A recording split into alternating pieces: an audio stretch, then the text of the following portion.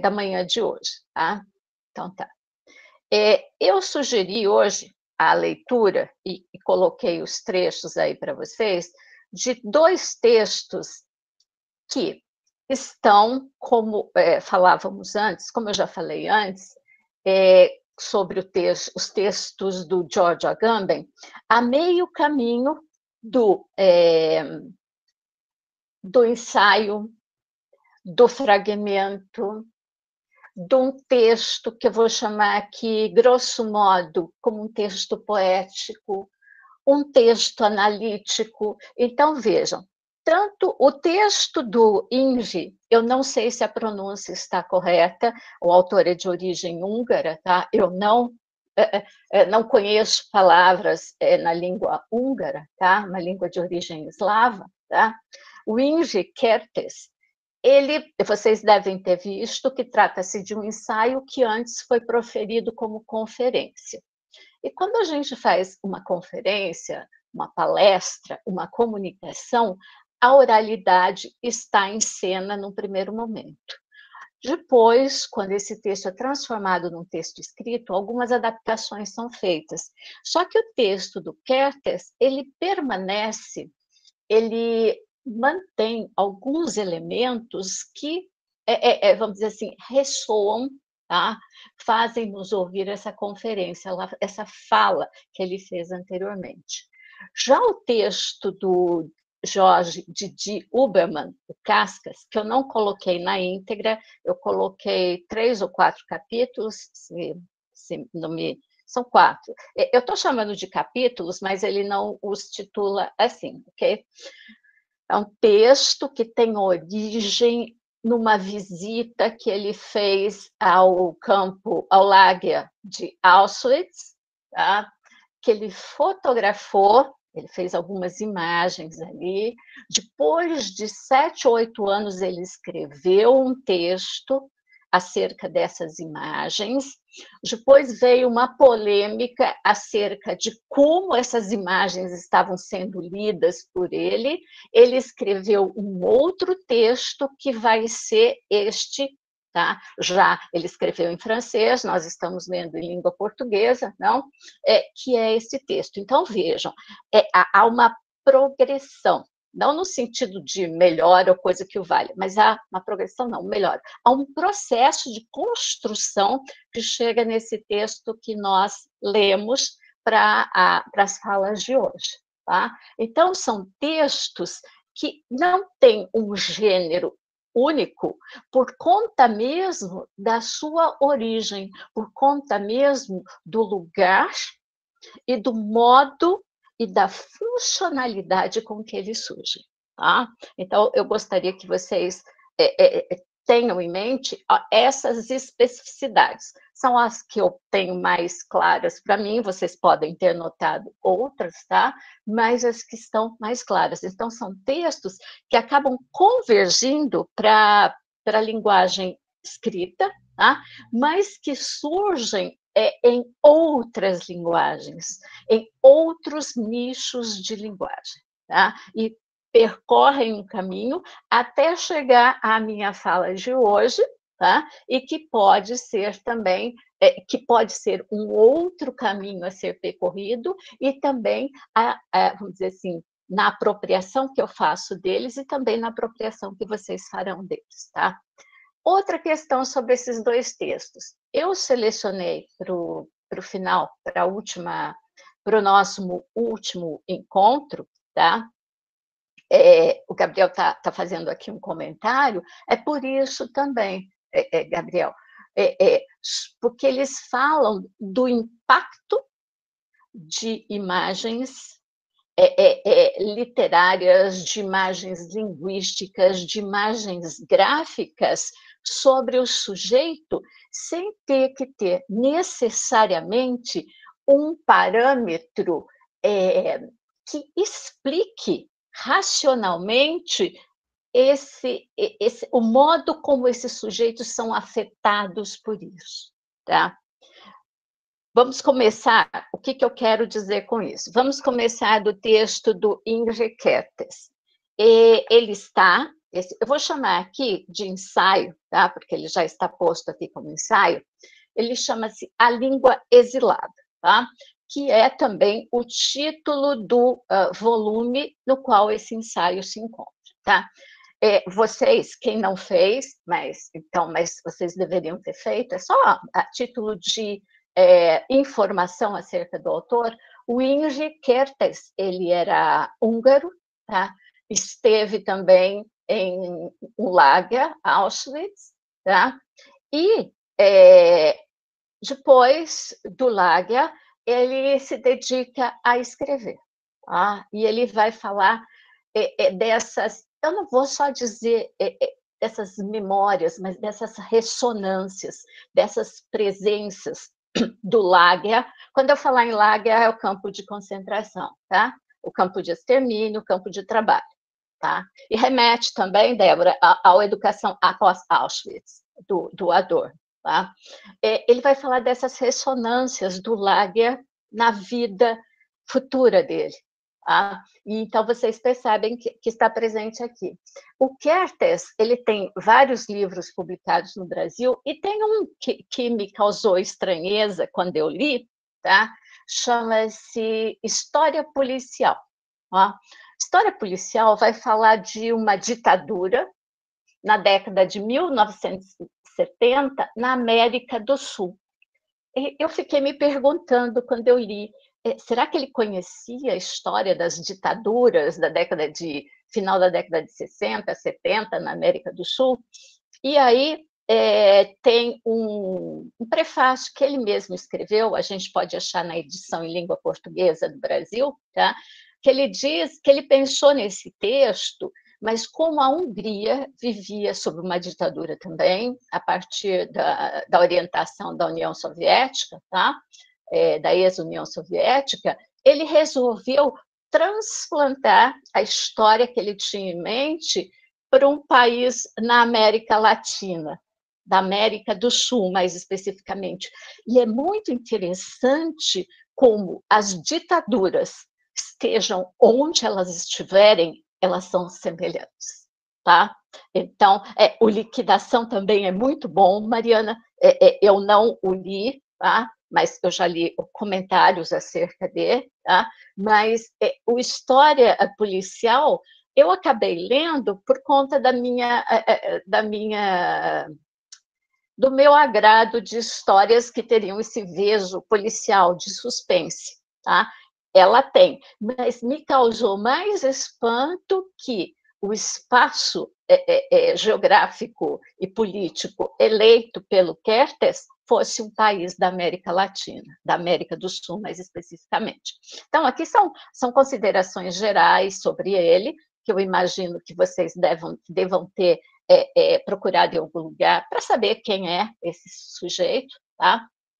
Então, a língua exilada.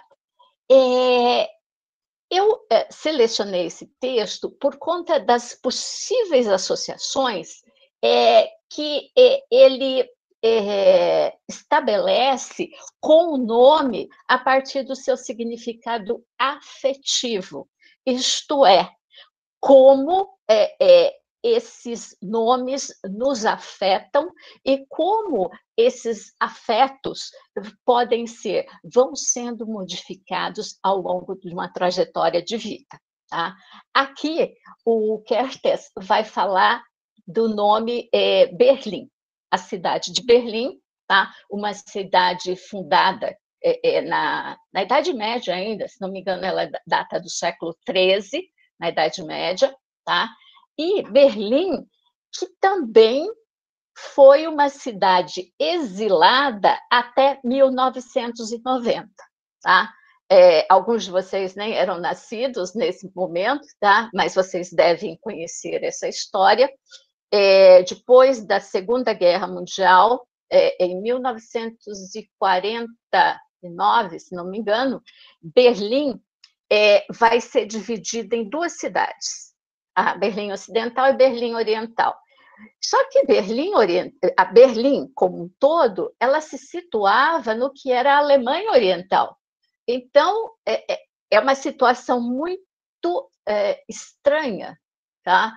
uma cidade ocidental, Berlim Ocidental, encravada em meio à cidade, à Alemanha Oriental, em meio ao país do Oriente. Então, era uma cidade sempre em perigo, era um lugar sempre em estado de alerta, tá?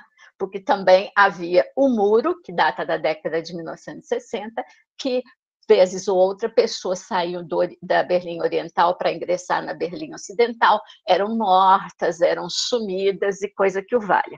Então vejam que a cidade de Berlim, ela tem um aspecto, eu vou usar aqui um termo lato, também um termo mais estendido, ela era uma cidade sui generis. E só a partir de 1990, com a queda do muro e com a reunificação da Alemanha, tá, que Berlim passa a ser novamente uma cidade única. Tá? Mas o que o Kertész vai trabalhar em relação a esse nome? Tá? Sempre que venho a Berlim, encontro neste lugar geográfico uma cidade diferente. Vejam, este lugar... Vejam o que ele diz, este lugar geográfico é uma cidade diferente. Isto me lembra, essa composição, esse período, me lembra, tem o livro, a Isabela lembra do livro Verde Violentou o Muro, tá? Mas eu me lembro do livro do Ítalo Calvino, As Cidades Invisíveis. Se o espaço geográfico é visível, a cidade, por vezes, não é visível. Tá? Então, por isso, o espaço geográfico é o mesmo, mas a cidade é diferente. Tá? É como visitamos tá? Alguns lugares e depois voltamos a eles, as nossas referências mudaram, os nossos estados de ânimo mudaram, as nossas relações afetivas mudaram. E a partir desse espectro, eu vou chamar de espectro, porque durante todo o ensaio do Kertész, nós temos a impressão de que Berlim é como um fantasma, passando pela trajetória desse sujeito, não só o sujeito escritor Kertész, mas um sujeito que se coletiviza a partir das lembranças e a partir da sobrevivência a um campo de concentração. Tá? A partir da sobrevivência a um estado de coisas que tomara muito, porque da década de 40 até a década de 70, 80, até os anos 2000, a distância da Segunda Guerra Mundial e do seu final não era tão longa assim. Nós estamos hoje nos distanciando, mas quando a gente pensa na década de 1960, eu nasci em 1966, quer dizer, em 66, a Segunda Guerra Mundial tinha terminado há apenas 21 anos. Quando eu penso nisso, eu falo, nossa, que proximidade. Né? Então, vejam que também o tempo passa a ser relativo às datas, às situações às quais nós comparamos o acontecimento. Então, essas duas primeiras linhas me fazem lembrar de tudo isso, tá? O passado alemão é sinistro. Não sei se você se refere ao Museu Judaico de Berlim. Há também o Memorial Subterrâneo, que fica embaixo de uma praça chamada, de uma avenida chamada Hannah Arendt, em que você tem monumentos que parecem ele parece um grande cemitério de lápides irregulares, e embaixo há um memorial à Shoah. Tá? Então, são dois lugares bastante significativos dentro da Berlim de hoje. Tá? Então, vamos à palavra. Pois não. Desculpe, pessoal. Deixa eu só fazer uma alusão aí a uma história sinistra, assim, sinistra quanto a essa que aconteceu na Alemanha. Em Angola, em 1977, especificamente no dia 27 de maio, houve a morte de mais de 80 mil pessoas essas pessoas foram mortas por partidários que são do MPLA, partido no poder, que é o partido que tem oprimido o povo angolano, que tem colocado o povo angolano na desgraça, e, infelizmente, não tem nenhum memorial, e as pessoas, alguns familiares, né, alguns sobreviventes escreveram, eu li algumas obras deste episódio, e as pessoas, assim, o governo meio que não está nem aí, assim. Assim, essa coisa, por isso que eu disse, a Alemanha tem um passado sinistro, né? Angola tem uma história muito triste de matança de cidadãos nacionais por fato de ideologias políticas e desconfianças, entre aspas, da ideologia da Guerra Fria. Então, essa é Sim. uma memória que veio agora, a professora está falando, e quis fazer esse comentário. Então, Gabriel, eu agradeço a sua entrada. Vamos pensar uma questão. Eu estou falando aqui, e eu pensei sobre isso antes de falar, tá? Eu estou falando, e o escritor, tanto o Kertész quanto o Didi Huberman, estão falando da Europa.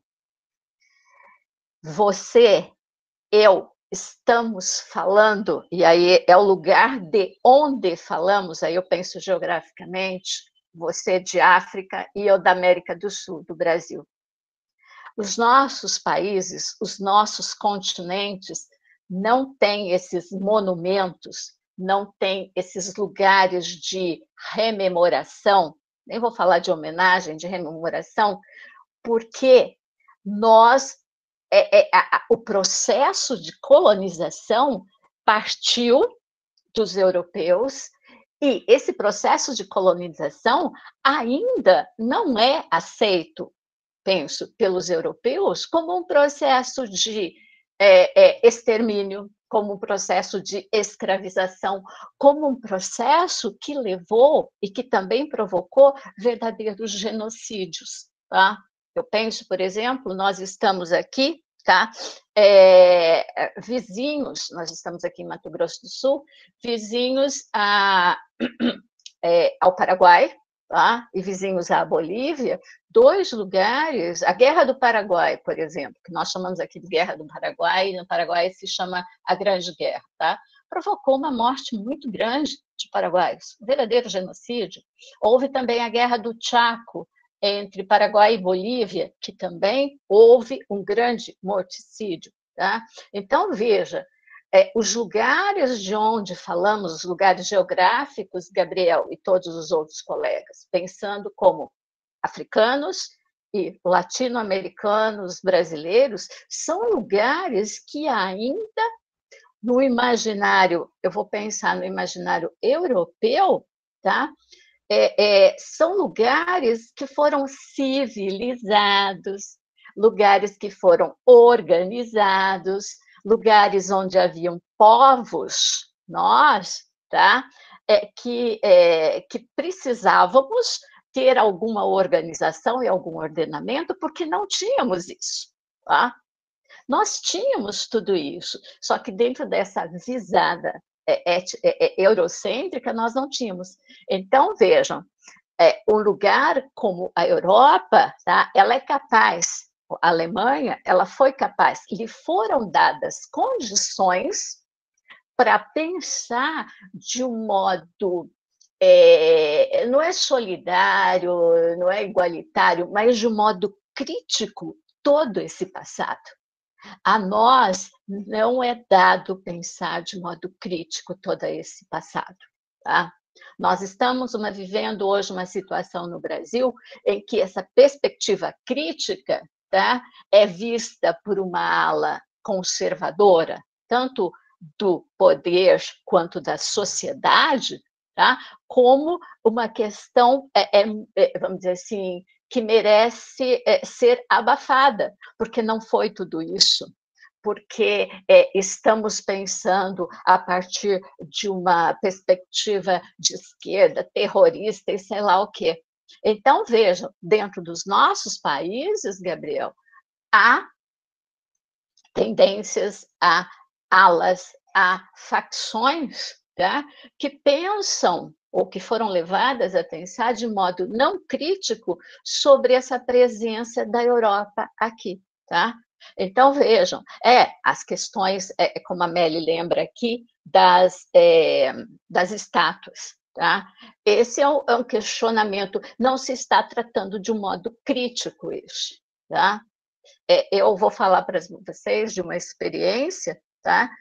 Eu nasci no estado de São Paulo, eu sou paulista, eu vim para cá faz quase 30 anos, mas durante a minha infância e durante a minha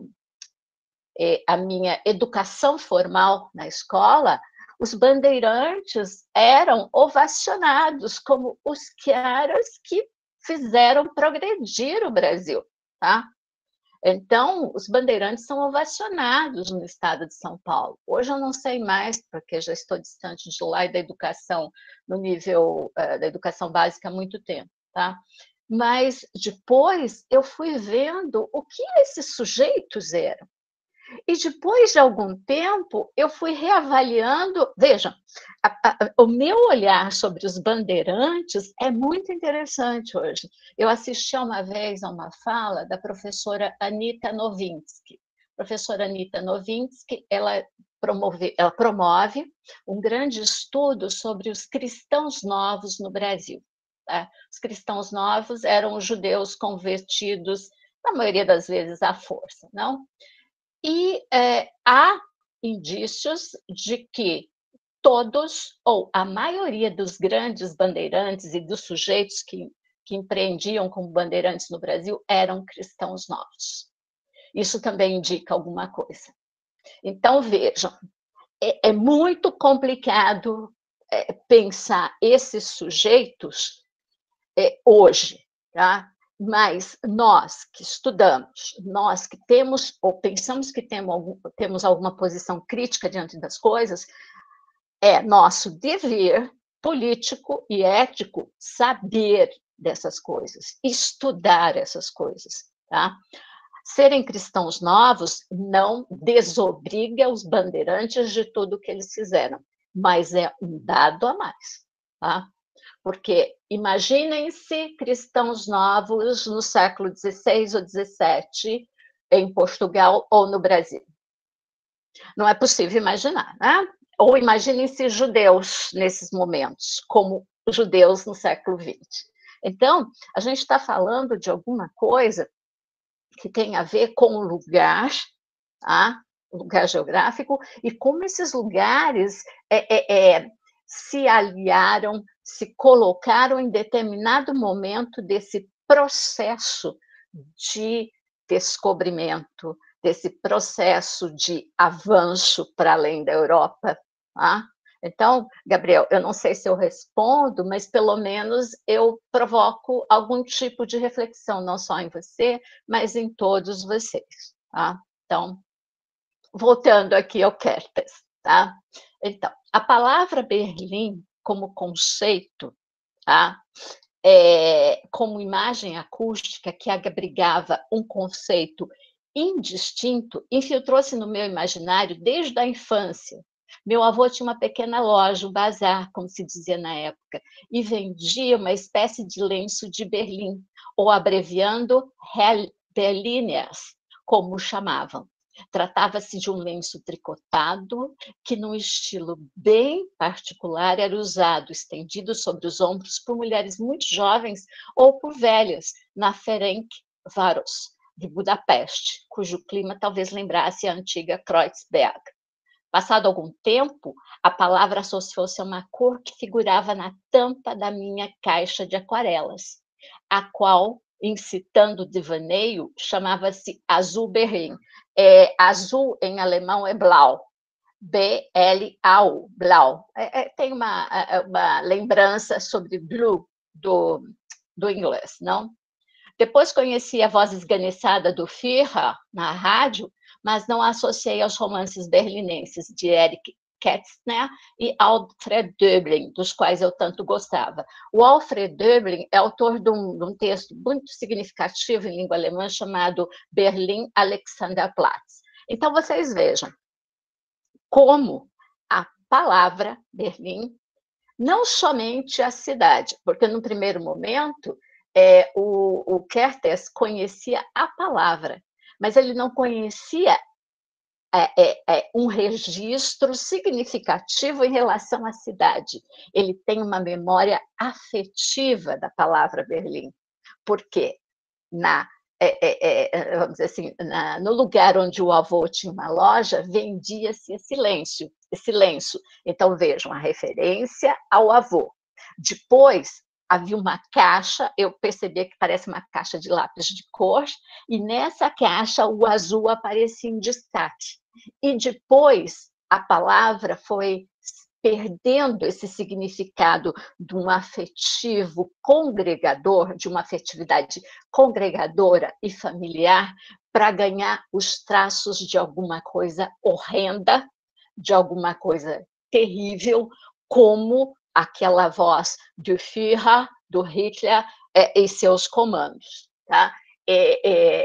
Eu não sei vocês, mas a cada vez que eu assisto algum filme, algum documentário em que essa presença do exército alemão, especialmente quando se faz referência às SS, por exemplo, isso me dá uma angústia muito grande.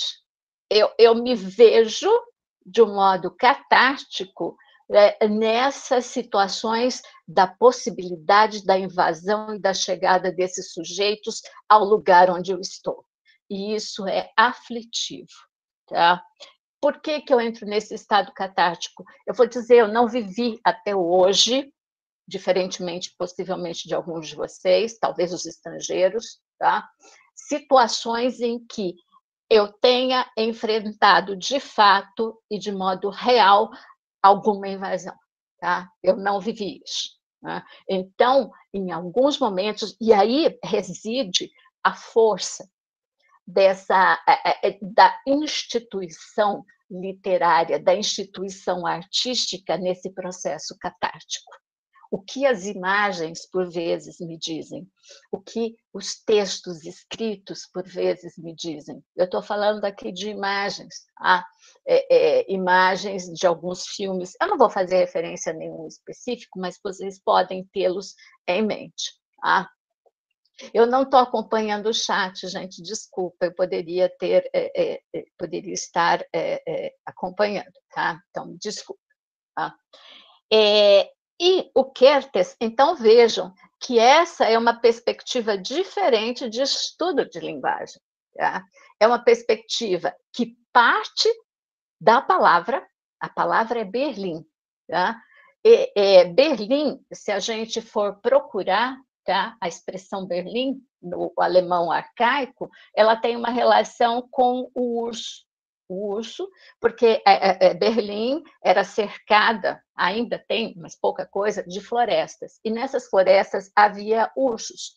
E os ursos, eles representavam, ainda representam, se não me engano, na bandeira que reconhece a cidade de Berlim, a gente tem a imagem do urso, tá?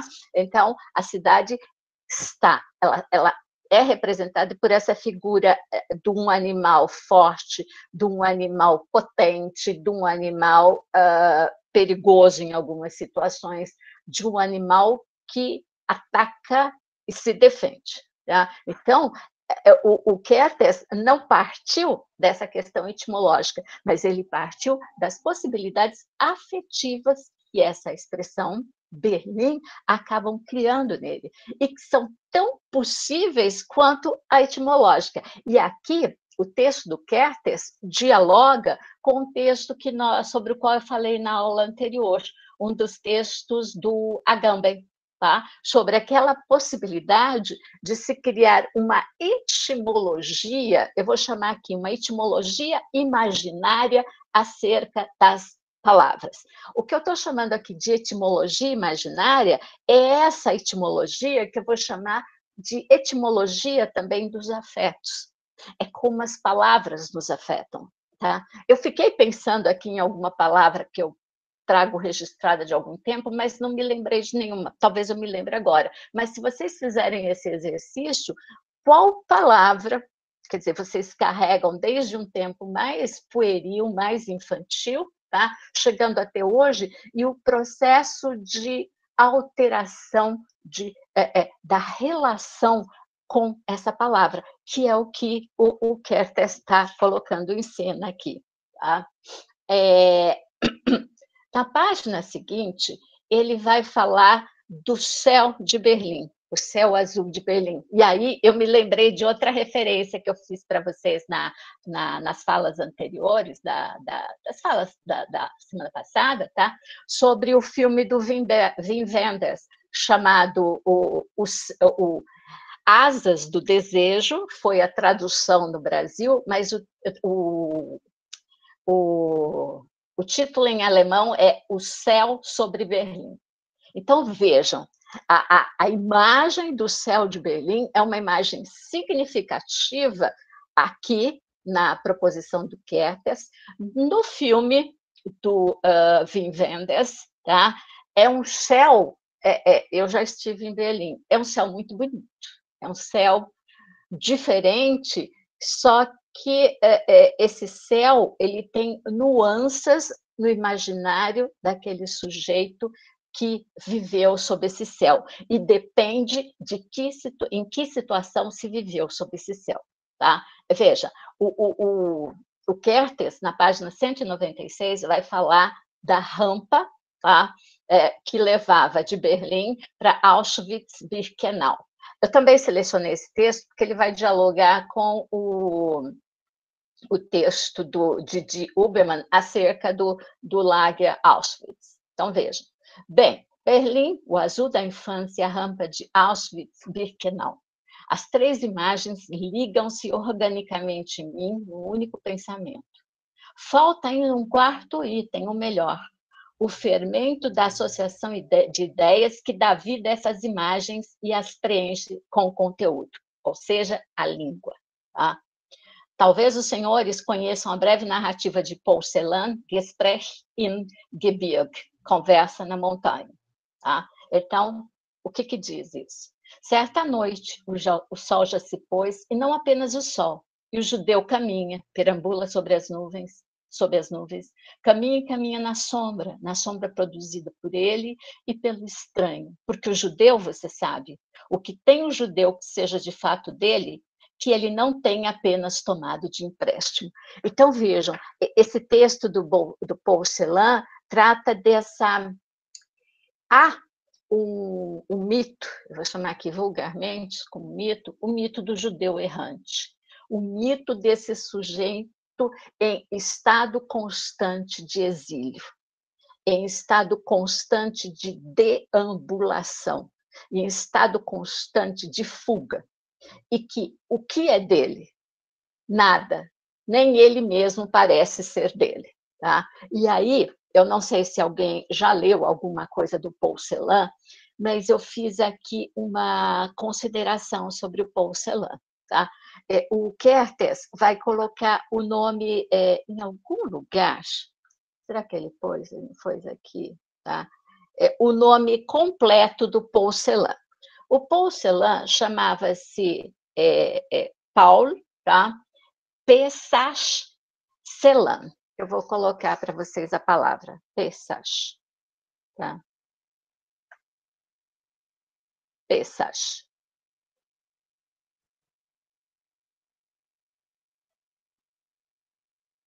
Deixa eu ver aqui. Pesach. Vocês devem estar vendo aqui no chat.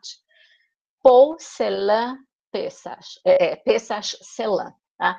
É interessante, o Paul Celan, ele era romeno, também passou por campo de concentração e cometeu suicídio em 1970 na França, tá? Assim como muitos outros autores, escritores sobreviventes de campo de concentração.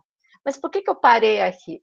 Não sei se vocês sabem, alguns devem saber. Pesach, em hebraico, significa passagem, travessia, e como comemoração, vamos chamar assim, dentro do calendário litúrgico judeu, reconhece a fuga, a saída dos hebreus da escravidão, da escravização no Egito. Tá? E eu tentei achar, é daquelas coisas que a gente lê e não anota, você sabe onde está, você sabe quem escreveu, mas não lembra qual livro está. O Agamben, num dos seus textos, ele vai falar de uma carta que o Paul Celan escreveu, tá? E que ele fazia, uma amiga o convidava para passar o Pessach na casa dela, na Inglaterra. Tá? Isso depois da Segunda Guerra e coisa que o valha. Tá? O Paul Celan recusa, e na carta ele diz o seguinte, que ele não vai porque, apesar do nome, apesar do Pessach, e aí ele se refere tanto ao Pessach como comemoração, como ao nome que ele tem, ele ainda não passou pela Pessach na sua vida. Então, essa fala dele, tá, se conecta com esse trecho que o Kertész estabeleceu. Tá? O Paul Celan, ele vai se sentir durante toda a sua vida, e talvez isso se agudize depois do campo de concentração, um sujeito em que, para quem o Pessach nunca aconteceu. Ele vai estar sempre, vamos dizer assim, preso a algum lugar, escravizado por alguém. Tá? Se ele esteve escravizado, se os hebreus estiveram escravizados pelos egípcios em algum tempo, e há esse momento da libertação, da fuga, tá?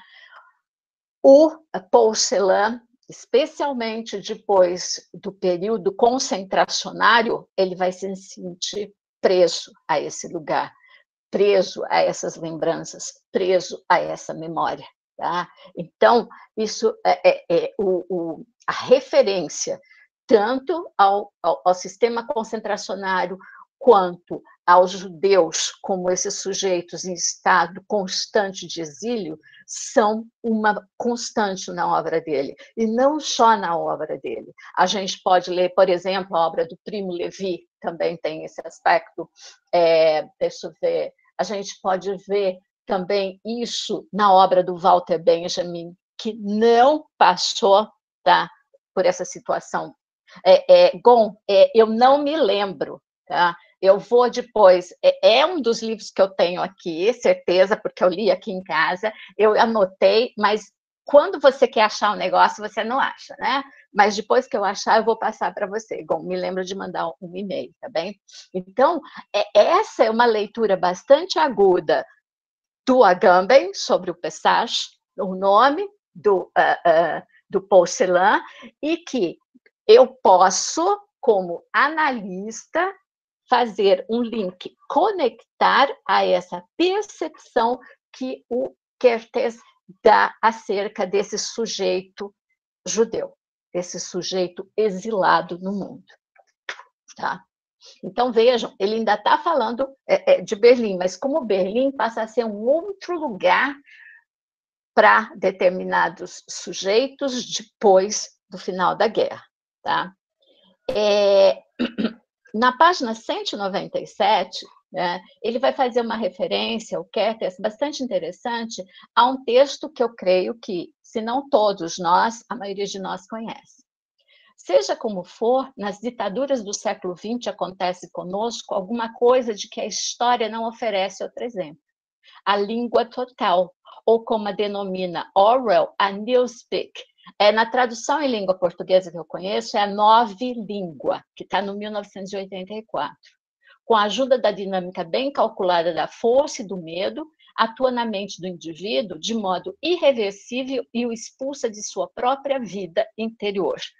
Quer dizer, essa nova língua, quando a gente pensa em novo, a gente pensa, nossa, em alguma coisa que vai dar um incremento, em alguma coisa que vai melhorar, em alguma coisa que vai dar um status superior. Não.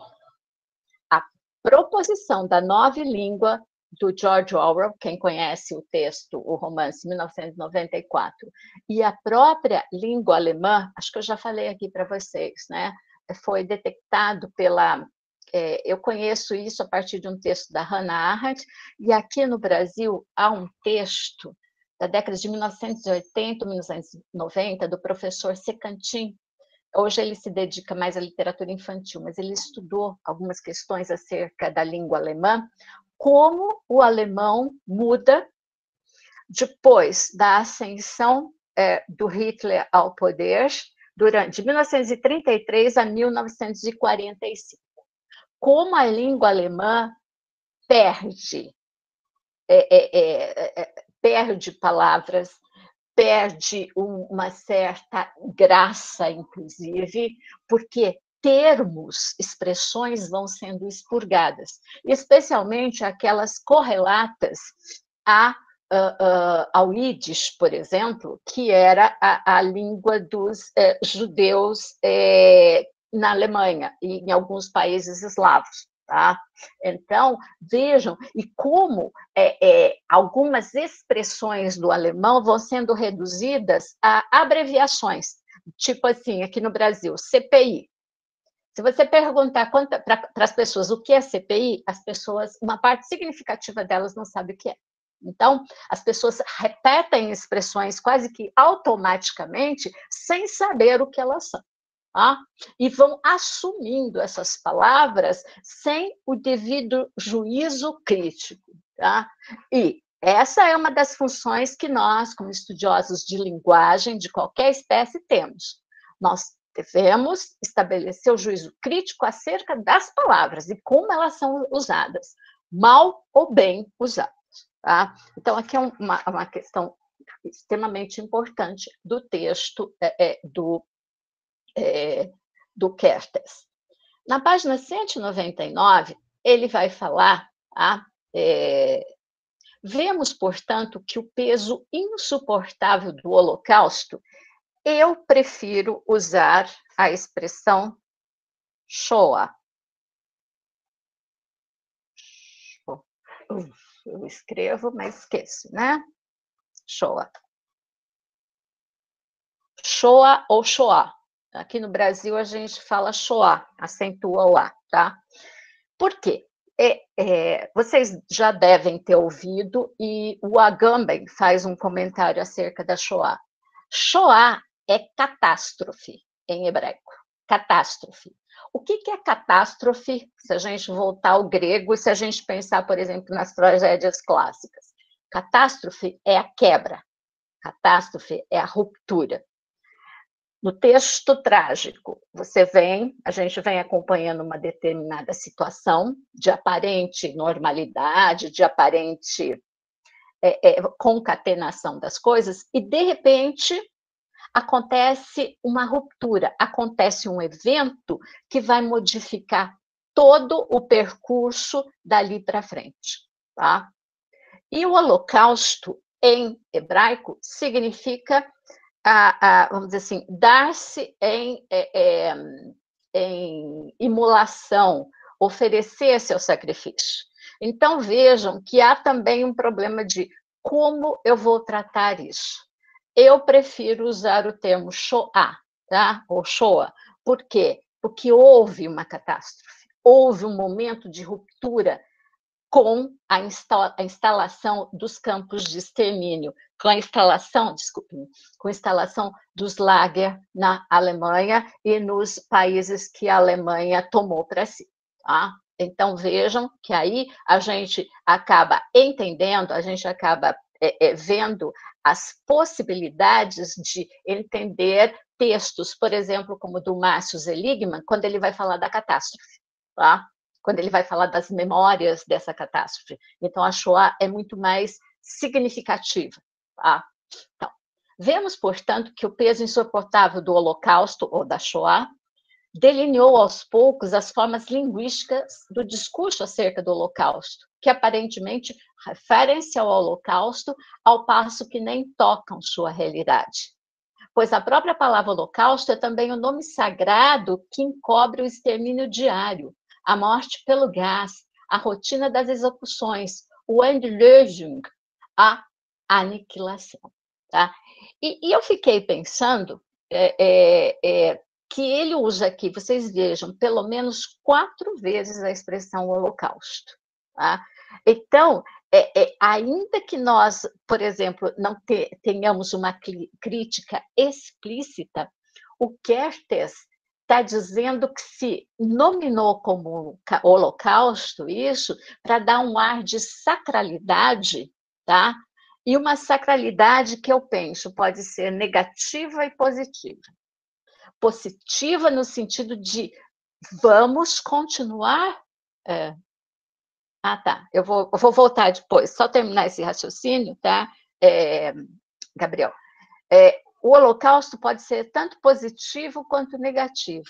Positivo no sentido de estar em constante discussão, ser rememorado para ser problematizado, não ser esquecido. Por outro lado, de um modo negativo, se tomar a coisa pela a palavra de dado, se dar em imolação, se dar em sacrifício, é como se aquelas pessoas não estivessem, de fato, preocupadas, se aquelas pessoas não estivessem, de fato, tendo a dimensão do que estava acontecendo. E isso acaba se voltando contra elas próprias. Elas não fizeram nada para evitar ir para aquele campo de concentração. Elas não se movimentaram. Então, eu penso que, de um modo sutil, e nós temos aqui, lógico, uma tradução em língua portuguesa, o Kertész coloca a palavra holocausto em cena para que nós pensemos nesses vários aspectos que uma mesma expressão pode despertar em quem lê e em que ela pode ser utilizada. Como utilizar o holocausto? Como utilizar de modo a manipular essa expressão? Tá? O Gabriel pede que eu volte lá na página 97 ao complô silencioso. Deixa eu só achar aqui. No final do parágrafo. Eu vou ler, tá? Para eu poder me situar, tá, Gabriel e colegas? Eu vou partir. Ele faz uma referência a um texto dele, que é o trecho do qual o Gabriel quer uma consideração. Décadas depois, no meu romance Fiasco, formulei isso assim. Ora, como a palavra amistosa, ora com admoestações severas, aos poucos me amadureceram para o extermínio. Nunca me opus, procurava cumprir o que esperavam de mim.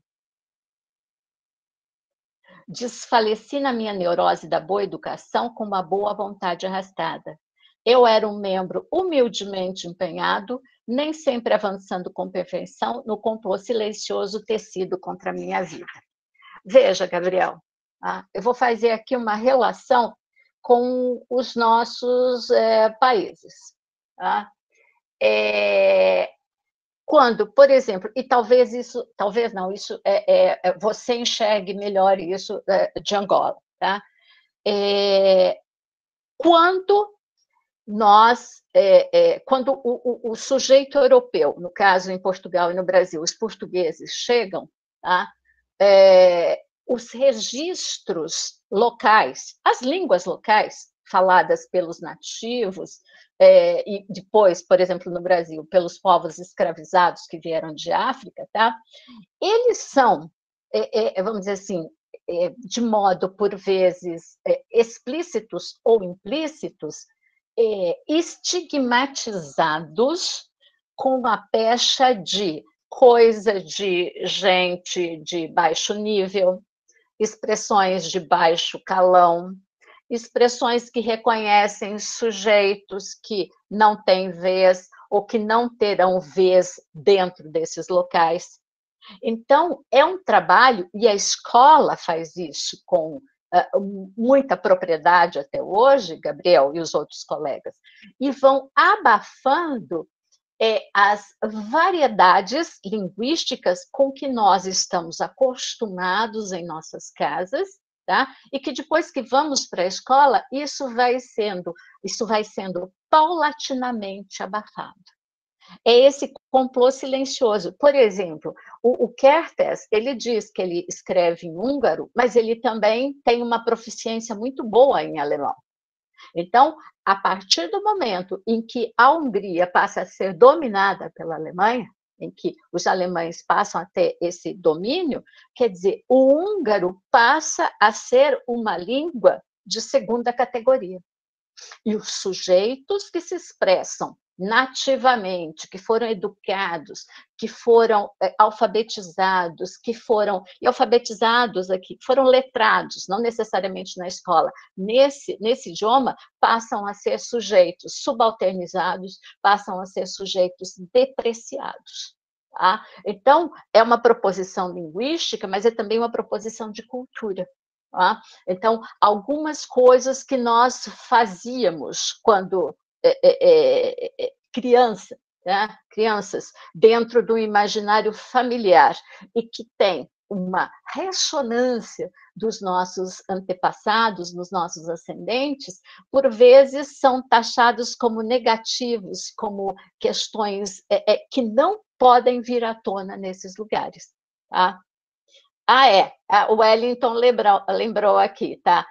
Rosana, a carta do Ceilão é Páscoa no Egito. É isso mesmo, tá? Obrigada, Wellington. Tá? Também a questão por Shoshana Feldman, no Educação sobre a Catástrofe. Tá? Então, Gabriel, eu não sei se isso esclarece, mas esse complô silencioso em que depende da presença e da participação ativa do que o Althusser vai chamar de aparelhos ideológicos do Estado. A família contribui com isso, a religião contribui com isso, o Estado contribui com isso, a escola contribui com isso, as Forças Armadas, o Exército contribuem com isso. Tá? Então, se forma um imaginário em que situações idealizadas e situações engendradas para que haja não é um coletivo, mas que haja uma massa a ser manipulada, são introjetadas constantemente, diariamente sobre o sujeito, tá? E ele vai, de modo implícito, de modo inconsciente, se habituando a isso. Eu vou dar aqui um exemplo talvez mais chulo, tá, gente? Vou beber uma água, dá licença. Mas é o caso, por exemplo, que muitas pessoas fazem referência contemporaneamente. Quando eu era criança, por exemplo, e mesmo até hoje, não são tantas assim, mas são bem mais. Bonecas.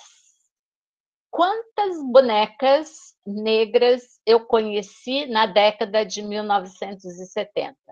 Não me lembro de nenhum. Não me lembro. Tá? Então, programas de TV. Quantos programas de TV em que as pessoas, os negros, se viam e viam pessoas semelhantes a si naquele lugar? Tá? Então, essa imagem cíclica, recorrente, de um sujeito no qual eu não me reconheço, com o qual eu não me identifico, vão criando em mim a ideia de que, cara, há alguma coisa de errado. E talvez isso esteja em mim. Então, eu vou querendo me livrar disso. Tá? É como, por exemplo, vocês devem ver, eu fico mexendo, meu cabelo é crespo. Tá? Mas durante muito tempo, e vocês sabem disso, eu cortei bem curto, e eu fiquei pensando em que medida eu não queria que meu cabelo crespo viesse à tona. Né? É uma coisa assim, pode parecer tão banal, pode parecer tão sem sentido, tá? Mas é a coisa que todo dia você vai vendo isso. Todo dia isso vai batendo em você. E um momento você pensa, eu devo estar errado. Todas as coisas ao meu redor, só que você, a partir do momento que nós nos conectamos com os outros que são iguais ou parecidos conosco, nós vamos perceber que nós somos em número muito maior do que eles. E aí nós começamos a questionar esse silêncio. Então, eu estou falando isso, Gabriel, porque eu falei grosso modo banal, porque às vezes a gente se perde em exemplos tão aparentemente elevados, eruditos, só que as pessoas não enxergam as coisas mais próximas de si, tá? Por isso eu usei. E o exemplo da boneca, eu não sei se o Wellington tem aquela foto que nós tiramos o ano passado no museu em São Paulo, tá?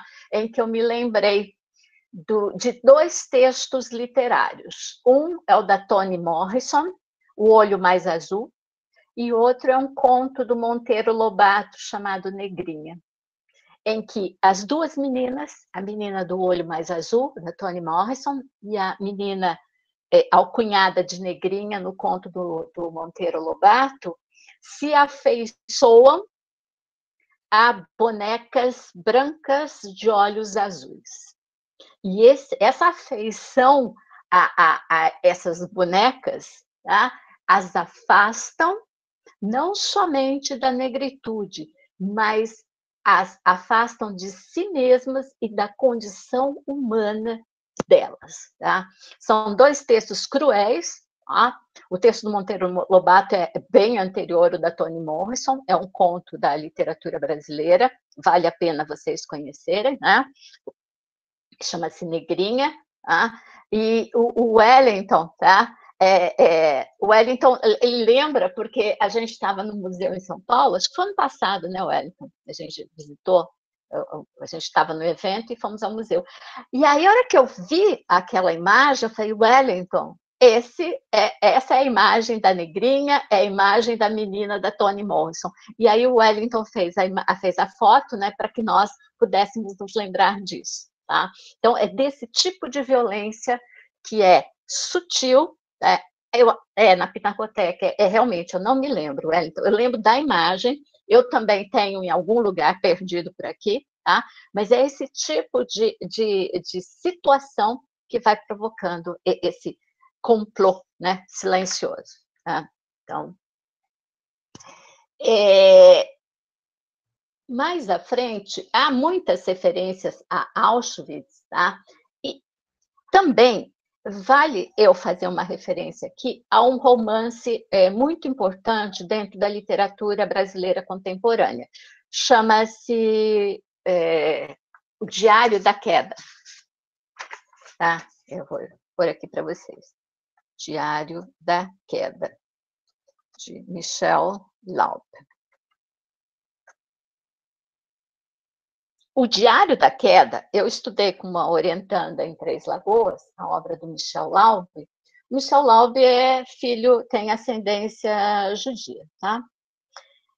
E no Diário da Queda, o pai e o avô da personagem, que é narrador, eles não falam sobre Auschwitz. É como se Auschwitz tivesse ganhado um carimbo, tá? Auschwitz tivesse sido institucionalizado, e essa institucionalização vai fazendo que se perca a força, a violência, as situações de barbárie impetradas que marcaram aquele lugar. Então, vejam, quando o Estado, quando as instituições se apropriam de determinados nomes, se apropriam de determinadas situações, elas esvaziam tanto esses nomes, como institutos linguísticos, como esvaziam seus significados, tá? Apropriando-se e tornando esses lugares, essas instituições, alguma coisa que faz parte de si. Então, no Diário da Queda, se faz uma crítica à institucionalização, ou melhor, ao uso institucionalizado de Auschwitz. Mas, mais do que isso, eu não sei se algum de vocês já leu o Diário da Queda, tá? Mas o Auschwitz, então, veja, há um menino judeu, ele vai falar de um tempo da infância, depois de um tempo adulto, de um tempo mais da meia-idade, só que existe uma ocorrência na infância, adolescência desse narrador, que é significativa, tá? Em que, dentro de uma escola judia, um conjunto de garotos, dentro da escola não, dentro de uma festa promovida por um menino que não é judeu e que ele pertence a uma outra etnia, tá? Os garotos judeus provocam um grande acidente propositadamente com esse menino. Então, é para falar também que os judeus também são seres humanos e que questões como preconceito, como relações hierárquicas de mando, tá? Balizadas pelos mais variados parâmetros, acontecem com todo mundo. Então, há quase que uma desmistificação desse lugar, chamado Auschwitz, e desse povo judeu. Tá? É uma sacada muito interessante do Lauder, tá? que ele vai dizer que, de algum jeito, em toda medida, nós somos preconceituosos. Tá? Há sempre algum nível de preconceito, há sempre algum momento em que as diferenças vão ser levadas a um extremo e vão provocar catástrofes nas vidas dos sujeitos. Eu recomendo a leitura, tá? É bastante interessante. Eu e minha orientanda fizemos uma análise desse texto, assim como de outros, tá? Na página 204, tá, há uma outra citação do próprio Kertész, de um texto dele, em que ele vai escrever o seguinte, ele faz referência a um livro de ensaios. Tá? O que se manifestou na esteira do Endlösung, isto é, da aniquilação, e do universo concentracionário, não pode ser mal interpretado, e a sobrevivência, a única possibilidade de preservação das forças criadoras, nós a reconhecemos nesse ponto zero. Por que essa visão clara não poderia ser produtiva? No fundo das grandes percepções, ainda que fundamentadas em tragédias insolúveis, sempre se esconde o ímpeto de liberdade que inunda nossa vida de algo a mais, uma riqueza, e desperta-nos para a realidade de nossa existência e para a consequente responsabilidade. Assim, quando penso no efeito traumático de Auschwitz, de modo paradoxal, penso mais no futuro do que no passado. Aqui, de alguma maneira, e a Isabela Boaventura e talvez a Isabela Marucci, as Isabelas orientandas do professor Ramiro, tá? O Kertész expressa, por via dessa citação, o preceito esperança do Ernest Bloch. Tá? Não é que a gente acredita que alguma coisa boa vai acontecer no futuro, mas é essa ideia que existe em todos nós, ou pelo menos na maioria de nós, de que alguma coisa vai mudar. Alguma coisa tem que mudar. Tá? E a ideia que o Wellington coloca, a gente acredita no futuro. Esse é o preceito esperança. Não é acreditar que vai melhorar, que vai piorar, mas é que alguma coisa muda. Porque o dia de amanhã não pode, nem precisa ser necessariamente igual ao dia de hoje, nem igual como foi o de ontem. Então, essa desesperança em relação ao amanhã em Auschwitz, vamos imaginar, se todos desacreditassem da possibilidade de um futuro ou do amanhã, teria havido sobreviventes? Eu fico pensando no caso específico, e aí isso vai ser tratado pelo Didi Obermann, nos sujeitos que faziam parte do Sonderkommando. Judeus que entravam nos fornos, retiravam os corpos de outros judeus e levavam para os crematórios. E ainda tinham que tirar possíveis dentes de ouro, recolher coisas que achassem nesses corpos. Imagina esses sujeitos. A gente vê, inclusive o Kertész, ele vai falar, por exemplo, do Paul Celan, vai falar do Primo Levi, dos suicídios e coisa que o valha. Mas esses sujeitos, para sobreviver, o filho de Saul, que é uma referência que o Didi Huberman faz no livro dele ao longo, tá? É um ótimo filme, Mariana, O Filho de Saul, porque vai falar desse sujeito que quer sobreviver, apesar de estar enxergando tudo.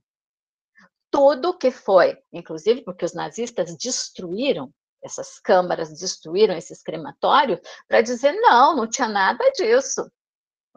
Isso foi invenção. Agora, imagina o sujeito que esteve diante disso. Imagina se ele não acreditasse em alguma coisa, melhor ou pior, mas se ele não acreditasse na ideia, na perspectiva do amanhã, do futuro, se ele não tivesse em si esse princípio da esperança, o que acontece? Tá? Então, é interessante o Kertész falar disso. Tá? E fica a dica aqui, assistam o Filho de Saul, tá? Que a Mariana lembrou e que há aqui também.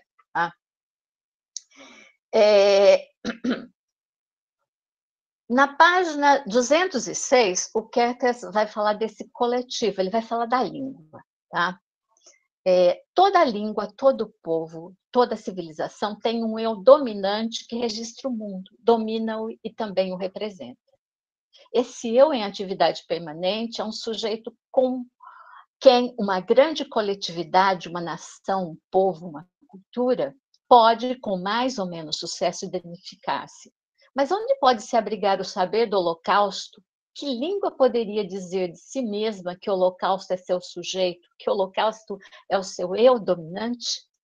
E ao formular essa pergunta, caímos na seguinte, sobre a possibilidade de imaginar uma língua própria e exclusiva do Holocausto. Em caso afirmativo, essa língua não teria de ser tão terrível e exterminaria os que a falassem? Então, vejam, essa impossibilidade de uma única língua criou no meu imaginário o lager, os campos de concentração e de extermínio, como a alegoria da Babel. Porque, vejam, nos campos de concentração havia gente de todos os lugares da Europa. Alemães, gregos, italianos, húngaros, búlgaros, poloneses, russos, tá? Gregos.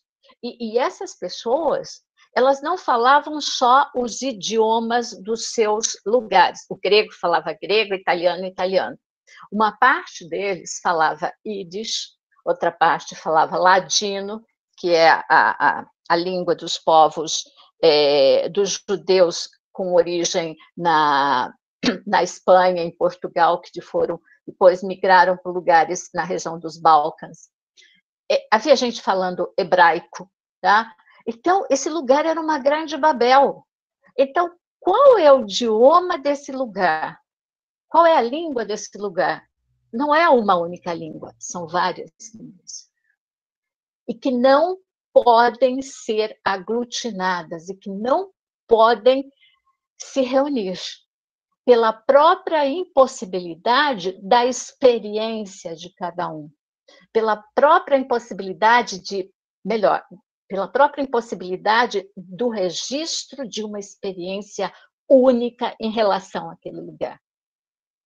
Eu não consigo, a língua pode ser a mesma, podemos falar todos português. E aí, por exemplo, eu estou me dirigindo com uma certa ênfase ao Gabriel. Falamos português, não, Gabriel? Você, eu e os colegas, tá? Mas o português de Angola e o português do Brasil dizem experiências diferentes, dizem relatos em relação ao processo de colonização diferentes. Tá? O Wellington vai ler um trecho do Paul Celan. À vontade, Wellington, por favor.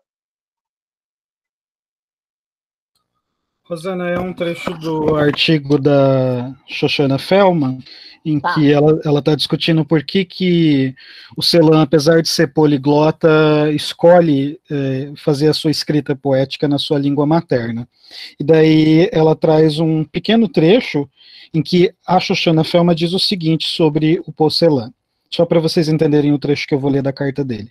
Ela diz assim: a crise da linguagem de Mallarmé torna-se aqui o esforço vital e a tentativa crítica de reclamar e de se reapropriar exatamente da língua na qual o testemunho deve e não pode simplesmente e acriticar. Este trabalho de exato processamento radical tanto da linguagem quanto da memória, ocorre através de uma luta poética e linguística desesperada para precisamente reapropriar exatamente a linguagem de sua própria expropriação, para recuperar os alemães de seu passado nazista e para resgatar a língua materna, a única possessão do despossessado, do holocausto que ela infligiu.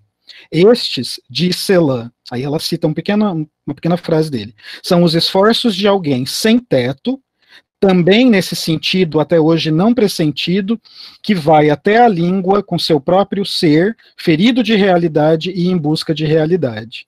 Aí ela cita a carta do Celan.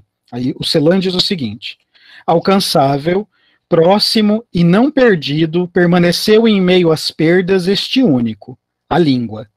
Ela, a língua, permaneceu não perdida, sim, apesar de tudo, mas ela teve de atravessar as suas próprias ausências de resposta, atravessar um emudecer, atravessar os milhares de terrores e o discurso que traz a morte. Ela atravessou e não deu nenhuma palavra para aquilo que ocorreu, mas ela atravessou este ocorrido, atravessou e pôde novamente sair enriquecida, tá, entre aspas, por tudo aquilo. Naqueles anos e nos anos seguintes, tentei escrever poesia nessa língua, para falar, para me orientar, para reconhecer onde estava e para onde isso me levaria, para esboçar para a minha realidade. Foi, vocês veem, acontecimento, movimento, um estar a caminho. Foi a tentativa de adquirir direção. E quando me pergunto pelo seu sentido, então acredito ter de dizer a mim mesmo que a esta pergunta também corresponde a pergunta pelo sentido do ponteiro do relógio. São os esforços de quem, sobrevoado por estrelas, que são trabalhos humanos, sem teto, também neste sentido até hoje não pressentido, e com isso da forma mais sinistra ao ar livre, vai até a língua com o seu ser, ferido de realidade e em busca da realidade. É isso. Se você quiser fazer algum comentário, Wellington, sobre esse trecho, pode fazer. Eu só achei pertinente assim trazer para a discussão, porque você falava justamente desse momento único que a língua acaba se tornando, e apesar de você não estar tratando diretamente da literatura de testemunho, todos os exemplos que vêm sendo arquitetados e a conexão do seu discurso com a nossa própria realidade, parece-me reavivar a proposição de que aquela categoria da literatura de testemunho que foi articulada em relação à consequência do genocídio da Segunda Guerra Mundial, ela acaba se tornando mais uma vez válida para a interpretação da nossa realidade imediata hoje. Né? Eu acho que é importante pensar nisso para não parecer que o estudo da literatura de testemunho esteja localizado tão somente no trauma histórico da Segunda Guerra, ainda que, obviamente, ele seja aquele que mais notadamente marcou o século XX, e como a própria Lilia Schwartz falou recentemente, nós ainda vivíamos o século XX, a proposição atual dela é que o século XXI só vai começar agora depois da pandemia, né? Seria uma nova estrutura traumática no tecido social como um todo, global. Quando o Paul Celan fala da língua como esse refúgio, parece-me que conecta-se ao começo da sua fala e até a brincadeira do próprio Cid com a ideia do exílio, né? Como esse sujeito se vê exilado, por vezes de sua própria língua, e daí sim a conexão com a lembrança que você fez da carta, em que ele fala que ele não foi capaz de atravessar o seu próprio Pesach, a sua própria Páscoa, né? E acho que é também substantivo considerar que, e daí a ponderação minha, né? Se ele atravessou, esse atravessamento foi através do suicídio, foi a morte, esse contato com essa ausência substantiva de sentido que pode ter sido esse atravessamento. Houve o princípio esperança por meio da linguagem, houve a poesia que projetou uma existência para o futuro, mas no que tange a um sujeito biográfico, né, no que tange a essa subjetividade, foi preciso trazer um traço de descontinuidade, e só a morte pode ter respondido a isso, no caso do Celan especificamente. Era isso, obrigado. Desculpa a intervenção. Imagina, ela é super pertinente, porque me fez pensar também, Wellington, aí depois os colegas procurem mais textos do Paul Celan, tá? Em que a linguagem, e aqui eu vou falar da linguagem artística, o texto literário, o texto imagético, esses textos, eles são espaços em que esse sujeito, aí usando a ideia do Pessach, eles tentam atravessar o seu próprio exílio, eles tentam vencer a sua própria escravização. Só que há um momento em que se percebe que a linguagem, aí isso é uma questão que remonta às nossas discussões anteriores, às minhas falas anteriores, ela é sempre falha. Ela não completa a existência, ela não completa, porque ela é em si mesma falha, tá? Por conta, eu já vou responder, Lúcia, ela não completa essa existência, ela não fecha, então esse sujeito precisa chegar vamos dizer assim, a um limite, e aí o limite é a morte. Se não foi a morte provocada ou a morte por alguma questão dita natural, é o suicídio, tá? Por que eu falo tanto da questão da experiência judaica? Tem a ver com a minha própria história, tá? Eu fui aprender alemão a partir dos 10 anos de idade, tá? E depois eu fui para a universidade, fui fazer alemão também. Eu tinha uma ideia. O meu professor de alemão, ele era tão gentil, ele era tão responsável por mim, era uma criança, mas ele fazia alguns comentários acerca dos judeus que me incomodavam. Eu não sabia por quê. Aí depois na universidade eu fui descobrir por quê, tá? E tanto a minha tese, a minha dissertação de mestrado quanto a de doutorado, elas acabavam falando de morte. Então, o que me leva à questão judaica, à questão desse problema judaico, tá, em relação principalmente à Alemanha, é a questão da morte. E aí depois temas adjacentes como a violência, como o autoritarismo, tá? São questões que têm a ver com alguma história de vida também, tá? Inclusive com o meu receio de, por vezes, ser autoritária. E o que o meu autoritarismo, na posição em que eu estou, tá? Eu sou professora, tá? O que o meu autoritarismo pode gerar no meu redor, tá? Eu tenho muito receio, porque o lugar que eu ocupo, esse lugar de fala aqui, por exemplo, de ser professora, tá? É um lugar que pode muito facilmente resvalar para o autoritarismo, gerando uma violência simbólica, tá? Então, é também uma tentativa de me entender, é também uma tentativa de me repreender, é uma tentativa de sublimar alguma coisa que há em mim? Aqui são todas perguntas, Lúcia, tá? Eu não sei se eu tenho ascendência judaica, talvez, eu imagino que na Europa, eu sou neta de italianos, tá? E há histórias muito interessantes acerca da minha família italiana, tá? Que eu não sei acerca do que autopoliciamento, talvez, Gabriel. Eu acho que tem coisas que a gente tem que aprender.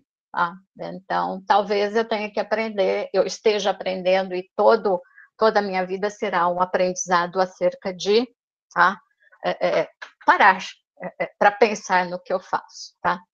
Talvez não seja uma resposta completa, mas abraço, Rosana, tudo de bom. Tá? Então, aí, mais adiante, tá? Na página 207, o Kertész vai falar o seguinte: hoje vivemos a globalização, ou melhor, a inflação do Holocausto. O sobrevivente do Holocausto, conhecedor vivo da experiência de Auschwitz, observa tudo isso do canto que lhe foi destinado. Silencia ou concede entrevista à organização de Spielberg, usa a recompensa que lhe foi destinada com 50 anos de atraso, os mais destacados fazem discursos no Teatro Renaissance. E surge a pergunta, o que ele deixa atrás de si? Que espécie de herança espiritual? Enriqueceu seu conhecimento sobre os homens com sua história de sofrimento, ou só prestou contas da degradação inimaginável do homem em que não se abriga aprendizado a qual teria sido melhor esquecer? Eu mesmo não acredito nisso. Sigo pensando que o Holocausto é trauma da civilização europeia. E será uma questão vital dessa civilização se ele seguirá vivendo na sociedade na forma de cultura ou neurose de destruição ou destruição. Tá? Talvez eu seja levada a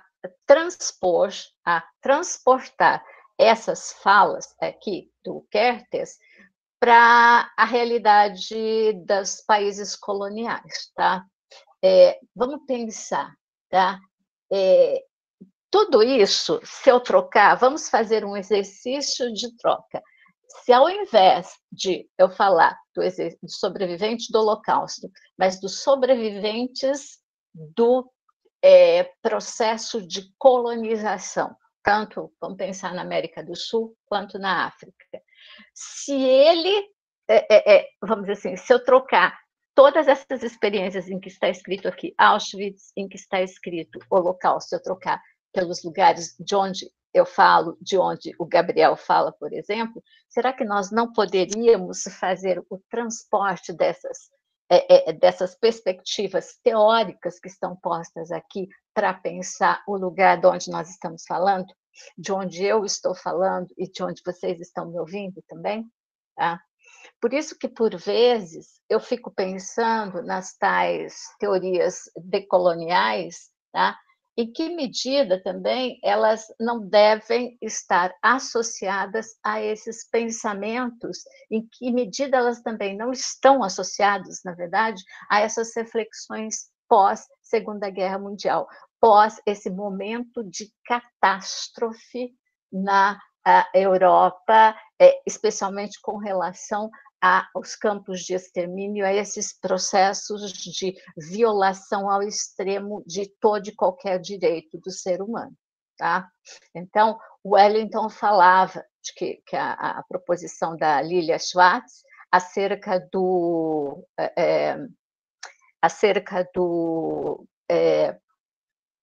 de que a pandemia será um momento de uma outra catástrofe, outro momento de ruptura em que um trauma será gerado. Tá? Eu fico pensando, Wellington, se será mesmo. Ou, e aí eu vou trazer à tona aqui, depois vocês vejam, tá?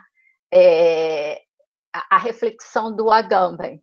Tá? Será que a pandemia gerará um outro momento traumático, catastrófico, ou será que algumas situações políticas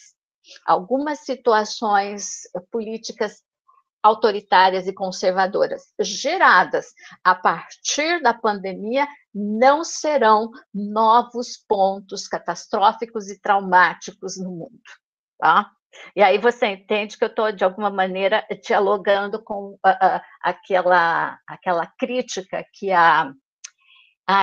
foi feita ao Agamben e seus mais recentes escritos, tá? Eu não estou concordando com ele, depois vocês procurem isso, tá? Mas eu estou refletindo, tá? Porque aí eu me lembrei de uma outra questão, se fizeram muitas comparações entre a atual pandemia e a gripe espanhola, lá na década de 1910 do século XX. Tá? Só que a gripe espanhola, ela estava ali meio obscurecida, meio relacionada com outro evento traumático do século XX, que foi a Primeira Grande Guerra Mundial. Tá? Então, eu nunca estudei essas possíveis relações entre a gripe espanhola, essa outra pandemia, e a Primeira Guerra Mundial. Mas a gente pode vamos dizer assim, a gente pode começar a passar por uma situação muito parecida, tá? Então, o que criará? A pandemia gerará situações, ou ela redundará em situações que elas sim futuramente serão traumáticas, porque serão catastróficas. Eu estava pensando nisso. Não sei o que vocês acham, tá? E é complicado, tá? Agora, essa questão do autoritarismo, que está sendo discutida aqui no chat, eu vi que a Lúcia se manifestou, aí a Francine, a Juliana e o Wellington estão numa contenda aqui, eu acho bastante interessante, tá? O Brasil, ele é composto de ilhas de autoritarismo. Então, eu falei, por exemplo, de um lugar autoritário no início das minhas falas, tá? Eu falei do estado de São Paulo. É um lugar autoritário, gente. E quando a gente vê, e aí eu vou usar, tá, a reflexo mesmo, a polícia paulista é a personificação desse autoritarismo, gente. Polícia mais violenta que existe neste país, tá? Então, o autoritarismo existe, vamos dizer assim, existe nesse grande arquipélago que é o Brasil, né? Que o Brasil é um grande arquipélago. São várias ilhas e o autoritarismo existe de norte a sul, tá? E eu não posso falar do Mato Grosso do Sul, do Rio Grande do Sul, por exemplo, sem me referir ao estado de São Paulo. Tá? Então, mas são situações deflagradas em centros urbanos, são deflagradas em zonas campesinas. Então, talvez a deflagração desses polos de autoritarismo, ela se encontre em lugares geográficos diferentes. Mas este país é um país autoritário e tem a ver, inclusive, com a proposição, tá? A Lilian Schwartz, no livro mais recente dela, né, está aqui, tá, inclusive, sobre o autoritarismo brasileiro, mas essa questão do...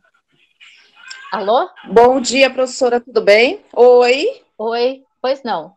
Bom dia, aqui é a Nara, professora, como vai? Tudo bem, professora, pois não, Nara. Eu gostaria de fazer uma colocação. Eu percebi não, que no grupo do WhatsApp, agora durante o chat, percebo que há uma necessidade em fazer um separatismo acusativo, né, entre estados do Brasil, qual estado é mais autoritário, qual é menos. E eu concordo com a senhora, eu acredito que o Brasil em si, temos aí falhas de colonialismos, né, engrandecidos na atualidade, onde pessoas vêm participando de movimentos não democráticos, né, porém, de forma anônima, o que não é autorizado dentro da nossa Constituição. Então, temos aí todo esse embate teórico aí na verdade. Tudo bem. Então, gostaria, assim, de lembrar que devemos entender que esse tipo de diálogo, eu gostaria que a senhora desse sua opinião também, não engrandece o Estado democrático. Dizer quem é mais, quem é menos, nesse momento, não é parte do nosso trajeto linguístico. Né? Então, eu gostaria disso, né? De que, por mais que temos aí o conceito de precisamos de uma pluralidade, a universidade é plural, não devemos fazer esse tipo de diálogo dessa forma acusativa, né? Devemos aí buscar o quê? Aumentar o nosso estudo sobre o assunto, aumentar a nossa capacidade de diálogo e melhorar nossos argumentos, né? E é claro que não há uma necessidade de dizermos, vamos à luta, nós estamos na luta, nós estarmos aqui nessa sala de aula, nessa hora, nesse dia tão difícil, todos estamos passando por várias dificuldades, já é a nossa luta. Então, não diga que não estamos lutando, que estamos. Eu gostaria só de fazer essa colocação. Obrigada, professora. Eu, como sempre, polêmica, né? Não, Nara. Você foi minha aluna na graduação e você... Sim, graças. Que honra. Você está ponderando, Nara, você já foi mais polêmica, lembre-se disso. Sim, sim. Professora, depois de 50 países aí, né, 5 anos vivendo no mar, a gente muda. Então, veja, você conviveu no mar, em alguma circunstância, com gente de todo lugar. E você percebeu... 1.200 nacionalidades, né? Você percebeu as mais variadas nuances de gratidão, empatia, mas também de autoritarismo, humilhação. Você viu tudo isso. Então você... Sem dúvida. E eu era oficial, né, a bordo. E os oficiais brasileiros é a minoria que existe nessas empresas de transatlânticos, né? Então eu era...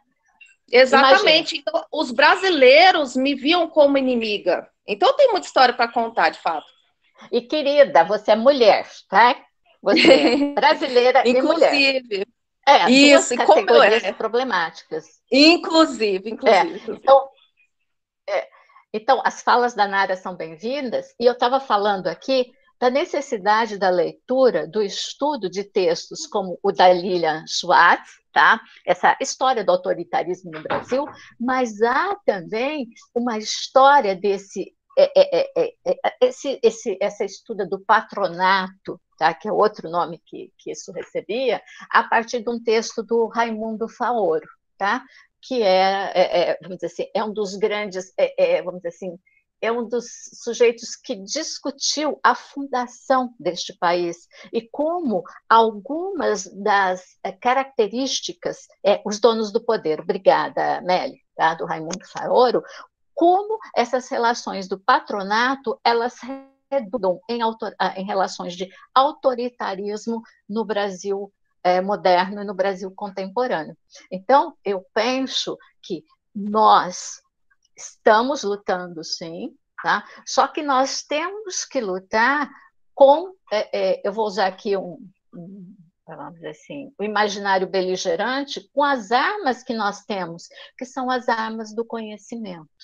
Porque se nós não lutarmos com as armas do conhecimento, nós vamos cair na mesma vala comum daqueles que nos atacam, tá? A vala comum é do achismo, a vala comum é do eu opino isso, se você não concorda comigo, você que se coloque, que fique na sua, para eu não falar outra expressão.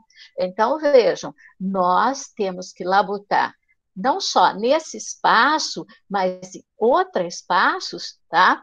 A partir, isso mesmo, Francine, a partir da teoria, a partir do embasamento crítico-teórico, porque não basta o embasamento teórico, nós temos que ser críticos com essa perspectiva teórica. Tá? Então, e todos os colegas aqui no chat estão expondo proposições teóricas, estão sugerindo textos, e o diálogo dessas perspectivas teóricas com a literatura, com as artes plásticas, com o cinema e com o teatro, são altamente produtivas, porque é por via desses textos artísticos, do modo geral, que essas perspectivas crítico-teóricas chegam ao nosso alunato, chegam a pessoas que, por vezes, não estão conosco na universidade, mas estão conosco em outros lugares de debate, em outros lugares de polêmica. E nós, talvez eu já tenha sido mais combativa, não, mas mais exagerada, mais hiperbólica em algumas situações, mas o estudo, o conhecimento e a perspectiva de criticar algumas situações tenha me, vamos dizer assim, melhorado. Eu não sei, mas estou diferente. Eu não, por exemplo, não queria fazer referência aqui ao Agamben e as posições que ele tem assumido contemporaneamente. Mas é interessante que nós pensemos nisso. E num diálogo com a Lilian Moritz, aqui que o Wellington lembra dela, e eu me lembrei do Agamben. Então, vejam, essa é uma perspectiva crítico-teórica, é uma perspectiva de diálogo. E diálogo não significa que eu vou concordar com o outro, ou que o outro vai concordar comigo, mas é uma exposição de ideias no debate, tá? Então, bom, eu vou parar por aqui. O texto do Didi Huberman, eu não fiz uma consideração sobre ele, mas eu fui falando sobre ele. Eu penso que fica como uma leitura, talvez, poética para vocês, porque o texto do Didi Huberman é um texto altamente poético. Eu sugeriria, eu não sei se ele existe online, que vocês lessem na totalidade o Cascas. Ele não é um texto longo, e ao final há uma entrevista do Didi Huberman para a organizadora desse texto no Brasil, tá? Em que ele vai tecer comentários e vai ampliar o escopo relacional do Cascas, inclusive com o filme que a Mariana fez referência, com um documentário muito bom chamado Shoah, do Claude Lanzmann. É um documentário da década de 1980 que estabelece um diálogo com o projeto do Spielberg, mais recentemente, acerca da Shoah, tá? Da Shoah. Tá? Então, eu sugeriria isso para vocês. No mais, eu vou agora parar de gravar, tá, gente? O Wellington, deixa eu só... Bruna, estou vendo aqui. Você quer perguntar em viva voz ou você quer perguntar